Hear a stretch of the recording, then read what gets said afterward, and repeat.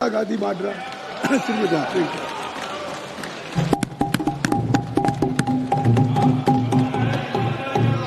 धन्यवाद अध्यक्ष महोदय जी, आपने मुझे इस विषय पर बोलने का मौका दिया। कुछ दिनों पहले हम राम मनोहर लोहिया अस्पताल गए थे। पुलिस लाठीचार्ज में घायल दिल्ली की उस छात्र की स्थिति जानने के लिए जो आईसीयू में अपनी जिंदगी की सबसे बड़ी लड़ाई लड़ रही है। हमसे कुछ ही समय पहले आदरणीय स्वास्थ्य मंत्री जी श्री जेपी नड्डा वहां गए थे और उनसे कुछ समय पहले अन्य नेता भी गए। जब तक हम वहां पहुंचे, उस लड़की की मां नेताओं के आने जाने से गुस्से में थी। सुन लीजिए, सुनिए, किसी की पीड़ा का मजाक नहीं उड़ाते। कोई भी हो, किसी की पीड़ा का मजाक नहीं उड़ाते। आप संसद में बैठे हैं, निशिकांत जी आप बना रहे हो। जब तक हम वहां पहुंचे, उस लड़की की मां नेताओं के आने जाने से गुस्से में थी। किस लिए आए हो? उसने आईसीयू के दरवाजे के बाहर खड़े होकर हमें पूछा। हमारे सामने कांपते हुए हाथ जोड़े कहने लगी कि धन्यवाद आप आए हैं, ठीक है, मगर मुझे किसी से नहीं मिलना, मुझे किसी से बात नहीं करनी। महोदय, उस मां की पीड़ा से उसका पूरा शरीर कांप रहा था, लेकिन उसने दृढ़ आवाज में कहा, सुबह से बड़े बड़े लोग यहां आ रहे हैं, एक के बाद एक वीडियो बना रहे हैं। वह भी आए जिन्होंने मेरी बेटी का ये हाल किया है। किस लिए? उसने हमसे पूछा। किस लिए? मेरी बेटी की बलि तो चढ़ गई है, लेकिन उसे कुछ भी हो जाए तो मैं उसके लिए अपने आप लड़ूंगी।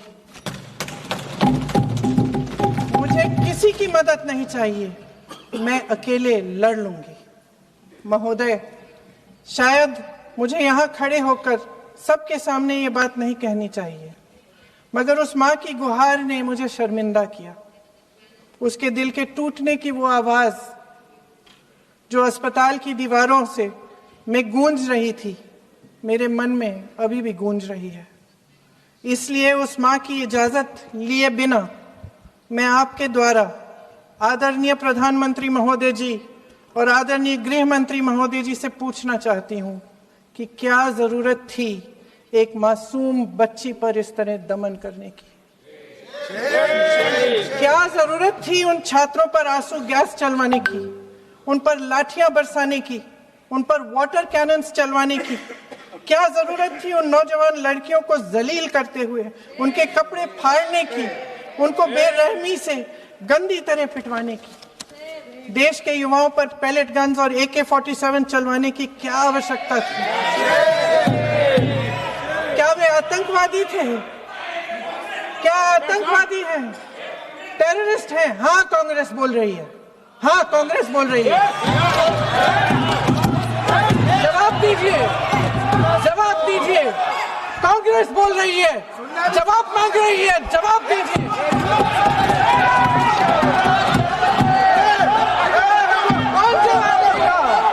कौन जवाब देगा? गृह मंत्री जी जवाब देंगे। किसने ऑर्डर दिया? किसने ऑर्डर दिया पैलेट गन्स चलाने के लिए? किसने ऑर्डर दिया?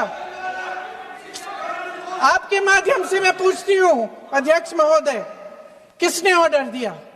प्रधानमंत्री जी ने दिया? गृह मंत्री जी ने दिया? जवाब देंगे? पूरा देश पूछ रहा है, सिर्फ कांग्रेस पार्टी नहीं पूछ रही है, पूरा देश पूछ रहा है।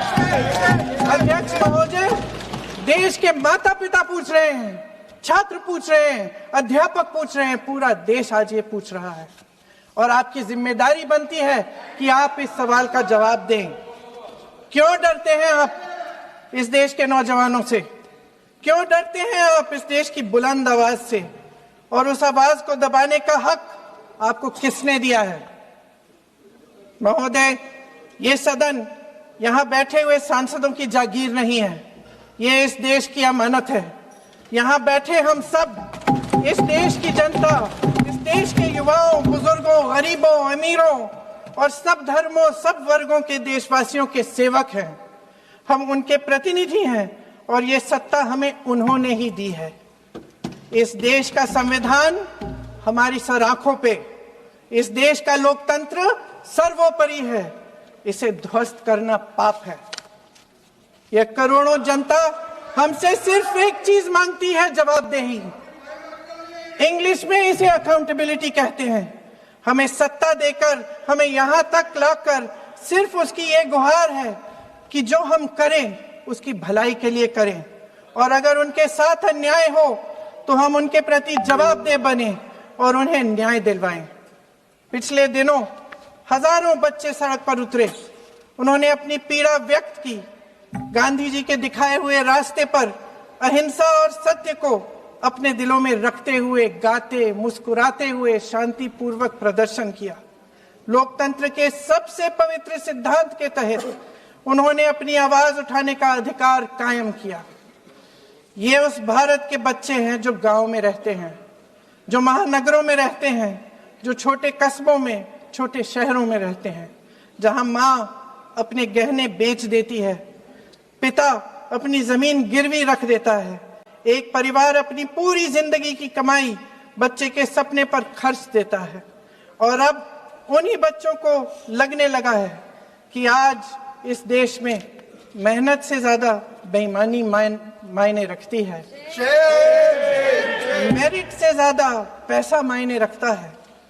तब सिर्फ एक छात्र नहीं हारता, उम्मीद हारती है। इन परेशान बच्चों ने अपनी उम्मीदें आपसे साझा की। उनकी मांगे क्या थी? कि पेपर लीक करके उनके साथ जो बार बार अन्याय किया जा रहा है उस पर कार्रवाई की जाए, कि जो सिस्टम उनके भविष्य को कुचल रहा है उसे सुधारा जाए, कि जो माफिया उन्हें घेरे हुए है उसे हटाया जाए, कि जिस मंत्री के कार्यकाल में यह सब हुआ वह इस्तीफा दे, कि उन पर बर्बरता करने वालों पर कार्रवाई की जाए और उसके लिए माफी मांगी जाए।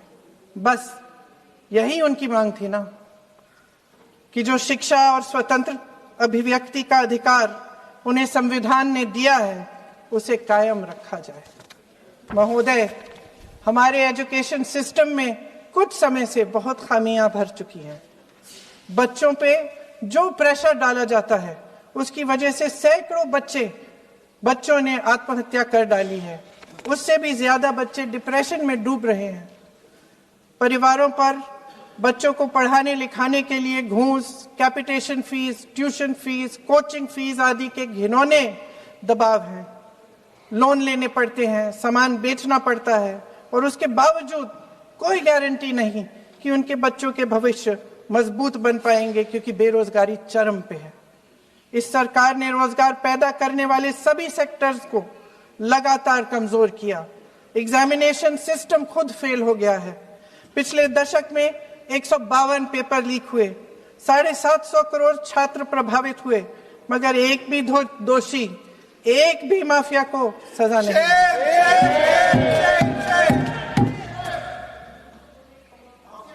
हमारे एजुकेशन में आरएसएस के प्रचारकों को भर भर कर उसे खोखला बना दिया है। जबरदस्ती एनटीए बनवाकर सिस्टम का केंद्रीकरण करके उसे और भी उलझा दिया। देश के कुल बजट में, हाँ जी जबरदस्ती, आपने अभी अभी सुना तमिलनाडु के हमारे साथी क्या कह रहे थे। देश के कुल बजट में एजुकेशन बजट की हिस्सेदारी हर साल बढ़ाने की बजाय घटती जा रही है। 1.4 लाख करोड़ रुपया का पूरा बजट एजुकेशन बजट है और 1.32 लाख करोड़ सिर्फ नीट देने वाले 22 लाख बच्चों के परिवारों से हर साल खींचा जाता है। एक और शर्मनाक आंकड़ा भी है। 1.4 लाख करोड़ रुपया हमारा पूरा एजुकेशन बजट और 16 लाख करोड़ रुपए जो मौजूदा सरकार ने बड़े उद्योगपतियों के लोन माफ किए हैं।